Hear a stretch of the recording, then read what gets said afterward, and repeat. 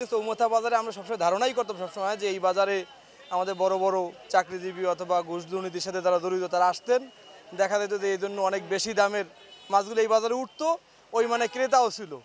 হ্যাঁ, এখন যারা আগে ঘুষ খাইতে, যারা বড় টাকা মারিয়ে আনতে, হেরা তো দেশে নাই। কেউ পলাই রয়েছে, কেউ আট বাজার করতে পারে না। এখন আমাকেও একটা সমস্যা হয়ে রয়েছে ব্যবসায়ীদের। কিছু লেগে আমরা তো আগে অনেক টাকা ব্যবসা করতে পারতাম মাছ কাটিয়ে। এখন আমাকেও কম দামে বেচতে পারি না, নষ্ট হয়ে যায়, ফালাই দেওয়া লাগে।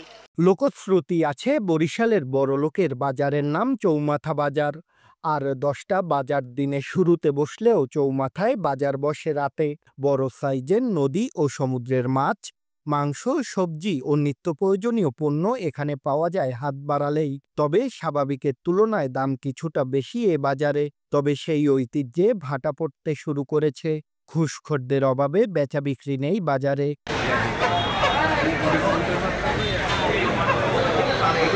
ব্যবসায়ীরা জানান, আওয়ামী লীগের সময় রাজনীতিবিদ ও ঘুষখোরেরা মোটা টাকায় কেনাকাটা করে মাতিয়ে রাখত বাজার। তবে সেই যৌবনে ভাটা পড়েছে গত বছরের ৫ আগস্টের পর।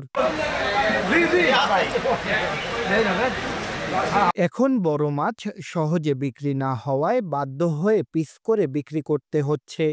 বেচা বিক্রি না থাকায় চিন্তার ভাঁজ ব্যবসায়ীদের কপালে।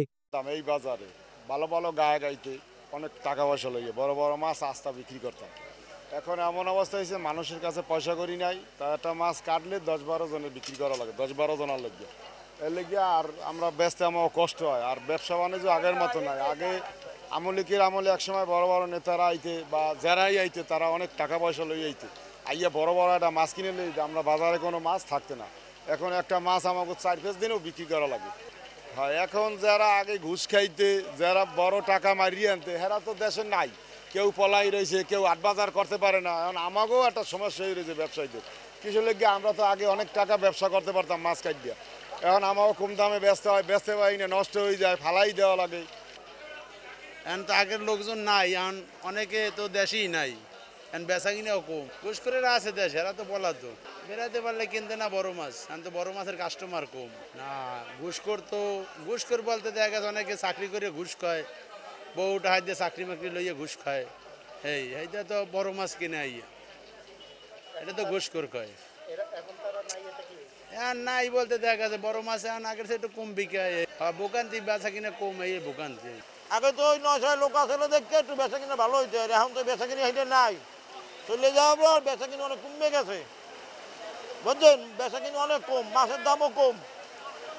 এখন এখন মাছ সবাই কিনে খাইতে পারবে। বড় মাছ আনলে এত বেচতে কষ্ট হয়, ছোট মাছ বেচা যায়, কিন্তু বড় মাছের লোক তো সব চলে গেছে। মাছ আনলেই তো বেশি সন্ধ্যার আগে চলে যেতাম। এখন তো লোকজন আয় না, হ্যাঁ নাই। এখন যারা আছে এখন টাকা নাই। এখন যে বর্তমানে যারা আছে এখন পয়সা নাই, কিনতে পারে না, মাছ বেচতে পারি না, খুব কষ্ট হয়। আগে লোকেরা মাছ আনলে দুইটা কম বেশি বেশি তরতে যাইতে পারতাম, এখন তো আর মানুষ নেই। তবে ক্রেতাদের রয়েছে ভিন্ন ভিন্ন মত। কারো মতে ঘুষখোরদের আনাগোনা কমায় বাজার নিয়ন্ত্রণে এসেছে, আবার কারো দাবি নিয়ন্ত্রণে আসা তো দূরের কথা, শক্তিশালী হয়েছে সিন্ডিকেট। তবে দিন শেষে কিছুটা হলেও সাধ্যের মধ্যে চাহিদা অনুযায়ী পণ্য কিনতে পারায় খুশি তারা। আগে তো দেখা যায় যে চৌমাথা বাজারে আমরা সবসময় ধারণাই করতাম সবসময় যে এই বাজারে আমাদের বড় বড় চাকরিজীবী অথবা ঘুষ দুর্নীতির সাথে যারা জড়িত তারা আসতেন, দেখা যেত যে এই জন্য অনেক বেশি দামের মাছগুলো এই বাজারে উঠতো, ওই মানে ক্রেতাও ছিল। এখন সে ক্রেতা আসলে এই চৌমাথা বাজার থেকে অনেকটা কমে গেছে, যে সেই অসাধু উপায় অবলম্বন করে বেশি পরিমাণ টাকা দিয়ে কেনার মতো সামর্থ্যওয়ালা লোকজন কমে গেছে, তাই বাজারে মাছের পরিমাণও অথবা ওই পরিমাণ মাছ আর আসতেছে না। এ কারণে এই চাহিদাটাও কম, এ কারণে এখানে এটা সাপ্লাইটাও কম। হ্যাঁ, অবশ্যই স্বস্তি পাচ্ছি। ৫ই আগস্টের পরে এদেশে অনেক অলিগার গ্রুপই এদেশ থেকে হারিয়ে গেছে, যার কারণে বাজারে আমরা যারা নিম্ন মধ্যবিত্ত অথবা মধ্যবিত্ত আছি তারা স্বস্তি পাচ্ছি। মধ্যবিত্ত তো অবশ্যই কষ্ট হয়, কারণ আমাদের যা ইনকাম আবার যারা বেশি ইনকাম করে তাদের আমাদের মধ্যে তো বাজার তো একটাই, তারাও যে বাজারে আসে আমরাও একই বাজারে আসি, তারাও যে টাকা দিয়ে মাছ কেনে আমাদেরও সেই টাকা দিয়ে কিনতে হয়, কিন্তু আমরা তো পারি না। আমরা না পারি আমরা তরকারি, ছোট মাছ অথবা চিংড়ি মাছ কিনে আমরা চলে যাই। হ্যাঁ, এরকম দেখা গেছে। তো আমার পছন্দ হয়েছে, আমি যে দাম বলছি তার চেয়ে বেশি দামে একজন দিয়ে নিয়ে চলে যেত। আগে কিছু অসাধু লোকের টাকা পয়সা ছিল, ছিল সেগুলো বাজারে সেগুলো একটা প্রয়োগ করতো। এখন সেই টাকাগুলো নাই, কিন্তু এখন যে কোনো কিছু যে নাগালের ভিতরে আছে তাও তো না। এখন সেই টাকাওয়ালা মানুষও নাই, এখন এই বাজারের বেচা কিনেও নাই। আগে তো দাম বেশি ছিল, তারপরও তুলনা করে অন্য বাজার চেয়ে চৌমাথা একটু বেশি, কিন্তু ফ্রেশ মাল বুঝছেন। বর্তমানে আগে তো ছিল, আগের কথা বললে তো আর লাভ নেই, কিন্তু আগের মতো না আর কি। আগে তো বুঝিনি যে কীভাবে ছিল, ওই ধরনের ব্যাপারটা না এখন। এটা আজকের ব্যাপার না বা আগের ব্যাপার না, এটা আগেও ছিল, এখনও আছে, সামনেও থাকবে। ব্যাপারটা ক্লিয়ার?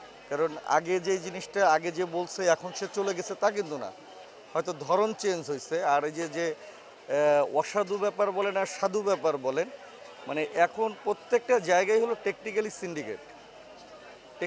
সিন্ডিকেট চলতেছে। এই যে বাজার করতে আসছি, আগে দেখা গেল কি আমি আমার যা অ্যাবিলিটি ছিল আমি 1 কেজি কিনতাম, এখন হলো কথা 1 পোয়া হাফ কেজি করে কিনতে হচ্ছে। সো সিন্ডিকেট যেই জায়গায় আছে ওটা আগেও ছিল, এখনও আছে, বরঞ্চ এখন আরও ভালো আছে। এখন জিনিসটা আরও বেশি বেটার অবস্থায় আছে।